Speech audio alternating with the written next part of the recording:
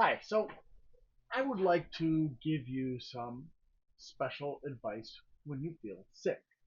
Now, obviously, I'm not a doctor, so anything that you're going to get from me today is not involving serious illnesses. This is more like just like standard colds and flus and things like that. And based on my own personal experiences in dealing with such problems. So don't apply this like if you get rabies or if you get COVID or HIV or anything like that. This does not apply. Okay? I mean, it can be applied in addition to other things because those types of diseases require a lot more medical intervention than what I'm talking about. So, the first one is to eat healthfully. This is really important. I have seen the rise of an extremely unhealthful American diet, if you will. Now, it isn't actually just one diet, but there are certain tendencies that have become extremely common in my 58 years of life that did not used to be very common. For example, the excessive consumption of meat. Meat used to be a part of a meal, not the main part of a meal, but a smaller part of the meal, along with vegetables and grains and dessert and stuff. But now, meat is, for some people, the only part of the meal. And I argue, based on actual research, that being a carnivore is something most people cannot successfully do without help. In other words, you have to cheat. You have to cheat either through supplementation or through other methods, but most people are not genetically designed to be carnivores. And I know there's that group of people that thrive in Africa that is often referenced as being carnivores. They're not carnivores. They are omnivores. They are very much omnivores. They eat meat, they eat fruits, they eat vegetables, they eat honey, they eat grains, they eat lots of different kinds of food. So if you are from one of the Inuit families, or tribes, I should say, of the Arctic Circle, then you probably have the genetics to survive on just meat. But there has to be variety. Anyways, but that's a digression.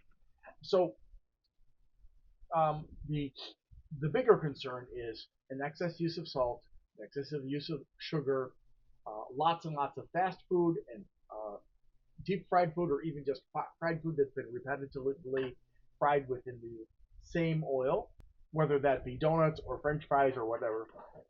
Um, these are bad eating habits. Ultra processed foods are often bad for health. Not always, but often. Um, so the point is here, you should, unless you have uh, specific genetic problems. Like, for example, if you've been bitten by the Lone Star tick, you might get the alpha gal syndrome, which prevents you from eating meat because your body has lost the enzyme because of the infection from that tick. So you cannot have meat anymore. It can kill you. Literally, you can go into anaphylactic shock. It's extremely dangerous, and it's a one-way trip. On the flip side, not everybody is suited to doing veganism because veganism requires the abstinence from any kind of animals. Okay, and some people cannot synthesize their own carnitine, for example, and therefore, if they can't get their carnitine from their food source, they have to find a good supplement, or they have to eat meat. But the vast majority of people in the world can be vegans, and it is one of the best choices for most people. Um, um, and an even larger number of people can be vegetarians, then can be vegans, or carnivores is a very small minority. So that's the first thing. Healthful diet: fruits, vegetables, nuts, legumes, oils in moderation, um, and then if you're going to have meats, it's better off to have non-predatory fish, um, and then non-ruminant animals, so avoid cows and goats and sheep and stuff like that. and so on and so forth. And then if you're doing dairy, there are some dairy products that are better than others. Store bought yogurt is often bad for health because it had a ton of sugar and stuff in it. Um, so it's better if you can buy like plain yogurt and then add your own fruits to it. Use sucralose. I know that a lot of people think that sucralose is bad because there was some research that was put out. As far as I can tell, that research was put out by people within the sugar industry who are terrified by sucralose because number one, it takes a very, very small amount of sucralose. It's relatively inexpensive. I have had the same container of sucralose for now, I believe, 2 years or something. No, a year and a half, I think it is. And I'm like, I still got like a third of it, and so it lasts a very, very long time. So that means a lot of lost profits for the sugar industry, um, and so on and so forth. Anyways, the second thing that you should keep in mind is that when you start to feel ill, one of the most important things that you can do is to get extra sleep. That could be in the form of a short nap, like maybe 20, 25, 30 minutes. Depends on the person. I find that for myself, 20 to sometimes 25 minutes is ideal. Even 15 minutes is really, really good. So say 15 to 25 minutes. Sometimes when I go beyond 25 minutes, or sometimes even to 25 minutes, I find myself waking up a bit groggy. If, however, that short nap does not revive you and you're still feeling cruddy, then you're going to have to take a long nap or just sleep until your body tells you to get up. So that is extremely important. Also, it's very important to have a consistent bedtime. Changing your bedtime all the time, or like if you have a job where they demand that you change shifts every week or whatever, that is really bad for your sleep, and also bad for quality of life and bad for your health. It depresses the immune system, as does a bad diet. So it's really, really important to make sure that you're getting some extra sleep beyond what you normally would get.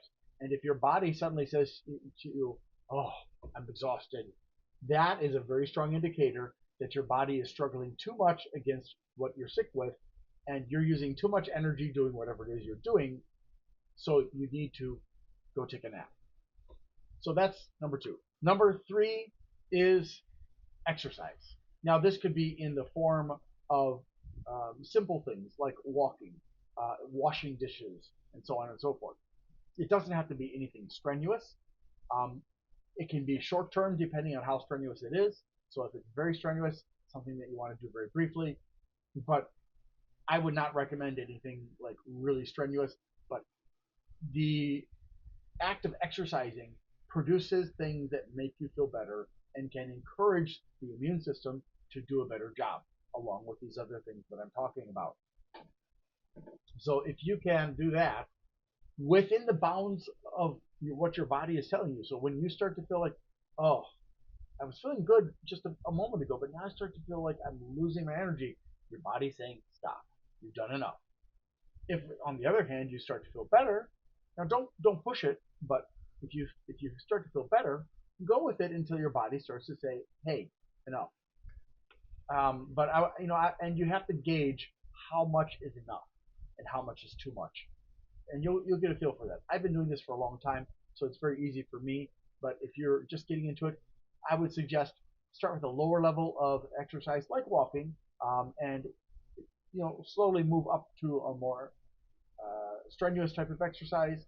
I don't generally recommend that you do anything really, really strenuous because it can sap a lot of energy from you very, very rapidly, which can be very risky.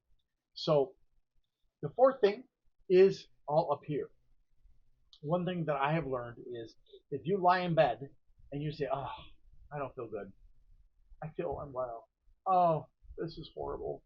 The more you talk to yourself like that or think that way, the more likely you are to get sicker and the longer your sickness will last. Because basically, what you're telling your brain is, I'm not just a little bit sick, I'm more sick than I think I am. And that actually can depress the function of your immune system. Your brain has a great deal of power over how the rest of the body behaves. So it's very important that when you start to feel sick, that you push back against that sickness and you keep it within a proper framework.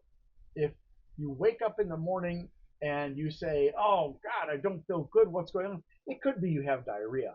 And once you get that out of your system, you're going to go back to feeling normal. That's happened to me many, many times in my life. It could be that you've got a cold and you're just going to kind of feel kind of weak and just not have a lot of energy and maybe not feel able to think clearly. And you're going to have to look at it realistically, not with too much optimism, not too much pessimism, but in the middle, looking at how you feel and whether it demands that you not go to work or school or whether you should go. Um, so you have to learn to gauge that, and you have to learn to fight mentally against what is making you sick. That has been shown in research to be beneficial and to increase your chances of getting over the illness faster. And even in the case of severe illnesses such as cancer, it gives you an edge that other people don't have, especially people who are giving up. So I hope that these tips have helped you. If you have any questions or any concerns, please feel free to put them in the comments. Again, if you are sick with something serious, you should consult a doctor, and you can add these tips on with you under the guidance of your medical professional. Thanks for watching, and I hope you have a great day, and I hope you feel better soon.